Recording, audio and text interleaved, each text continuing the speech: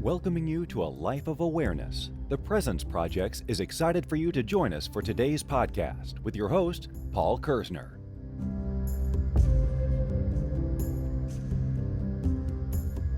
Hello and welcome to episode 96 of Are You Being Present? My name is Paul. I want to welcome you to the present moment. I want to welcome you to the here and now. And I want to thank you wholeheartedly, sincerely, and deeply for joining me in this amazing, lovely, beautiful present moment. The title and topic of today's podcast is Stop Comparing Yourself. Be present. And I decided that it was time to talk about comparison. It is a topic that I speak of often to the patients that I work with at my clinic. It is a topic and an issue and a challenge that I face personally with my ego and in general within society, with societal programming, with the matrix.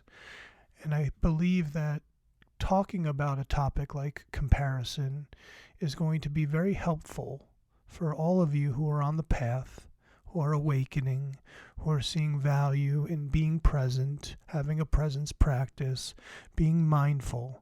It's important to hone in on these specific programs that are instilled upon us at a very young age, and they are negative motivators. Comparison is a tool of the ego, plain and simple. I know that some of you might be able to rationalize comparing things, comparing yourself, and believing that it's to your advantage or you can use it in a positive way. The truth is, in my humble opinion, comparison will never lead you to a positive place. No two things are ever equal. And this is true for 99% of the people, places, and things existing on Earth right now. The 1% is if you have some kind of precision machinery and you're making two objects and you can somehow make them equal. But comparison lends to the idea that there are and things can be equal, but it is not true. It is a fallacy. And when the ego uses comparison, it is oftentimes trying to make you feel better or worse and taking you out of the moment because you're comparing yourself either to something or someone, including yourself, that existed in the past or potentially in the future. As we grow up, when we're in school, we're comparing ourselves to our peers. And that immediately takes us into a place of judgment, whether we're judging other people or we're judging ourselves. Again, judgment is a tool of the ego as well. And I talk about the need for objectivity, the ability to view things objectively without a critical lens, because the ego, the voice in your head, the loud voice in your head, uses that lens in a way to take you out of the moment, but also to make you feel bad. And why? Why does the ego do this? Well, the ego is self-serving. That loud voice in your head is self-serving and wants to create a need for itself and empower itself and control you. And being awakened, being present, allows you to see this for what it is. But let's talk about comparison. Oftentimes when I'm working with patients, they want to reflect back to the version that they were when we started working together, or even before we started working together, or how they were in their youth. I immediately stop that. I immediately allow them to see the fallacy of what that is. Because, and I want to share this with you so that you're aware and reminded, your version and your perspectives of the past are filtered through an ego lens. because this is the truth, your past is faulty. Your memory is faulty. Whether you're seeing it through rose-colored glasses or not, it doesn't make a difference. The only way that we could possibly see your past objectively is if we had a film crew that was filming it, and together we could both look at it and review it and see it for what it is. Now, it's not to say that you can't review or think about things that have happened in the past and be objective, but using comparison in the past, comparing yourself to a person, place, or thing, will never lead you to a place where you're going to feel better or it's going to be productive in the end. The ego understands that it's going to set you up for failure. It's going to set you up for judgment. And that is going to take you out of the present moment. So not only is comparison a tool of the ego, comparison is a presence obstruction. It takes you out of the moment. Whether, again, you're comparing yourself to something or someone or yourself in the past or potentially in the future.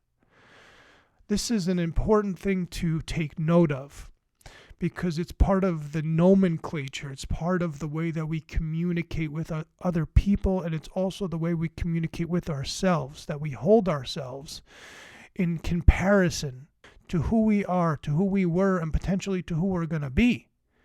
But all of that doesn't really matter in the present moment. If you're being present and you have clarity and you can see things for what they are, there's no need to compare anything or anyone to what is. When you're present, you see things. You are in the moment. You're also observing your mind, which constantly wants to take you out of the moment, whether it wants to take you into the past or the future. And now you're starting to see how the mind uses comparison to do that, how it's another tool for the ego to eject you right out of the present moment. Now, in the beginning, when you start awakening to comparison, it's going to be quite startling because you're going to see how you constantly do this.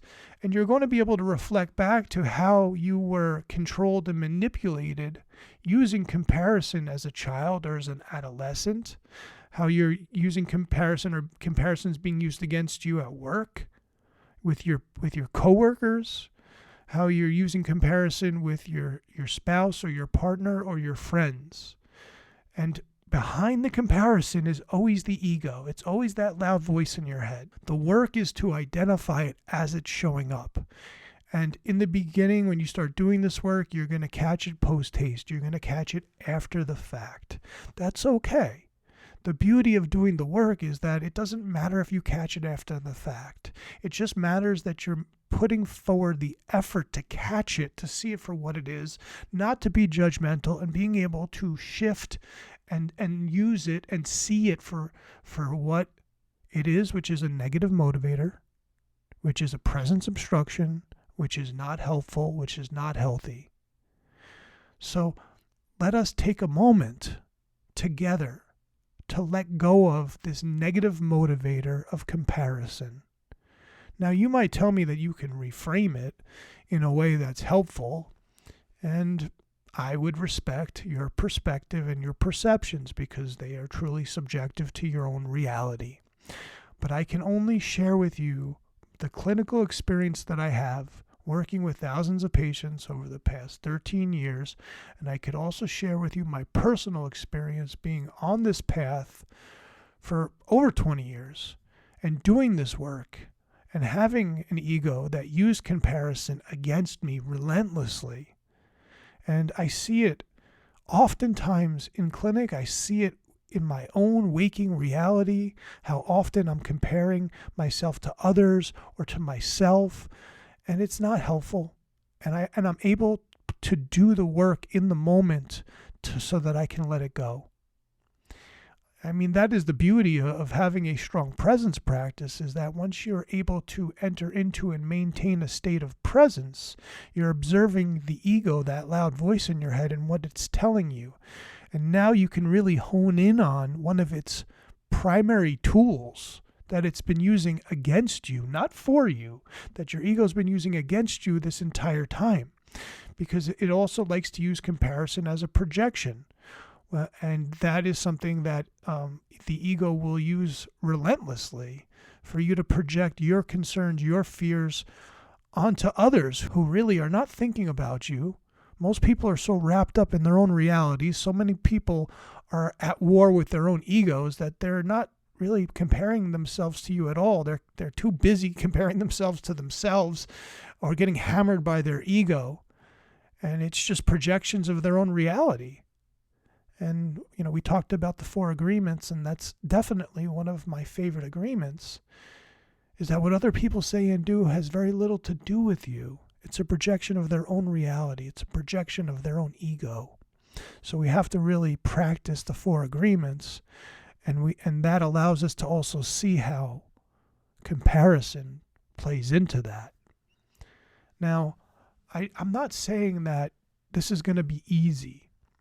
Identifying comparison throughout your reality is going to be quite challenging, but it's very valuable to spend time to understand what this is, to understand why it is, and to understand how it's motivated you in a very unhelpful way, because negative motivators like comparison will never lead you to a positive place. They won't even lead you to a neutral place. Drop the comparison. Understand that comparison's a tool of your ego. Understand that it's not helpful. Understand that it's a presence obstruction. I feel so very blessed to be able to share this information with you, this presence tool with you. And this is a presence tool. The ability to identify comparison and the understanding of what comparison is. So my insistence to you is to stop comparing yourself.